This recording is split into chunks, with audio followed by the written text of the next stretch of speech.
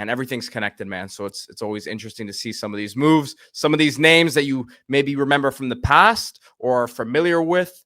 And next up here is someone that you and I are very familiar with from his time at the University of Miami as Chris Johnson Jr., running back from South Florida, Dillard High School originally, was a 4-star recruit, has been at Miami for a couple years, and he's going to continue the trend of former Hurricanes heading over to SMU and to play for Coach Rhett Lashley over there, who was the former Miami offensive coordinator.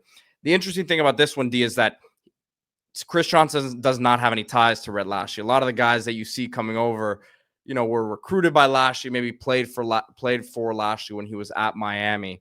But you're getting one here in Chris Johnson, who, by the numbers, hasn't done much at Miami. But let's emphasize this right now. This is one of the fastest players in the entire country. You can look at the box score and say he hasn't done much, but man, you're talking about a guy who can absolutely take the top off a game with his track speed, a little skinny, right? You're not going to get someone who's breaking tackles left and right out there. But when you're talking about a guy who can just flat out go in a straight line, that is Chris Johnson. Yeah, he might be he might be the fastest player in America. You look at the track times, this is high school. So some of these guys ran in college. And of course, when you train in college, your times go up. This is high school. 10.25 in the 100 meters, 20.40 in the 200 meters. You're talking about similar speed to Chris Johnson, CJ2K from the Tennessee Titans. In fact, better high school times in the state of Florida. Reggie Bush, Devon A-Chain. That's the neighborhood we're talking about. In many cases, faster than those guys in the 100 and 200 in high school. On the field, you haven't seen it all come together with him. I think he's still trying to slow the game down a little bit. When he was returning kicks for the Hurricanes, he often got in front of his blocks because he just didn't time it right. He was so eager to get going. He did have a couple big catches and runs for touchdowns, but more flashes, didn't really put it together there. But you look at the fit with SMU.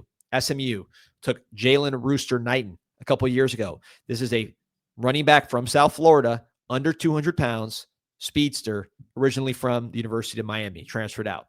Okay, so that's the profile.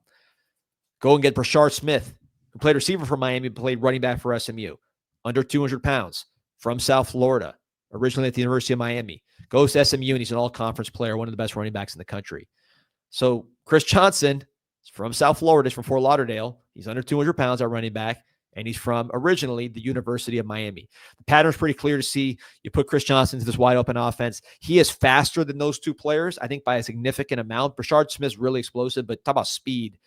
The speed of Chris Johnson, long speed, is just totally different and unique. So if they can hone that, if the game can slow down for him, I think he could be a truly impactful player, even more so than Brashard Smith, who is one of the best players in the ACC. You look at Chris Johnson, and I'm talking about not this Chris Johnson, the one that went to East Carolina and then the Titans. He didn't blow up until his senior year of college. He was a mediocre back. Then his senior year, he became great, got drafted first round, and became an all-pro. Sometimes for these really fast guys, the game's got to slow down. They got to learn how to use their speed.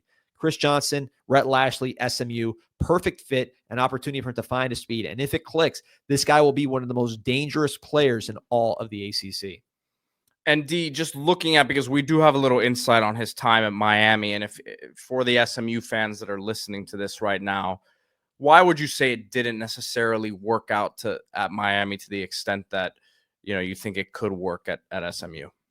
First of all, Miami had the number one offense in the country, right? So they weren't looking for new players. I mean, what the formula they had this particular year was working. They were the number one offense in the country. It's a hard unit to break. You had Damian Martinez, Mark Fletcher, two very big and powerful backs. You brought in Jordan Lyle, who according to On3 was the number one running back in the country last year nationally as a high school player.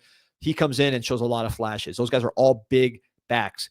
So you didn't really need that infusion of game-breaking speed and to get this guy up to speed with the reps because you had the best offense in the country. You weren't trying to develop Johnson necessarily.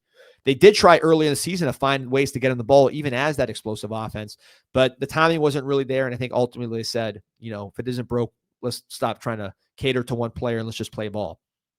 That should not be an indictment of what this guy can be moving forward. I think when he gets more reps, he'll get that timing down and he'll start breaking. I'm talking about 60, 70, 80-yard runs. That's the type of player this guy is. Watch his high school film.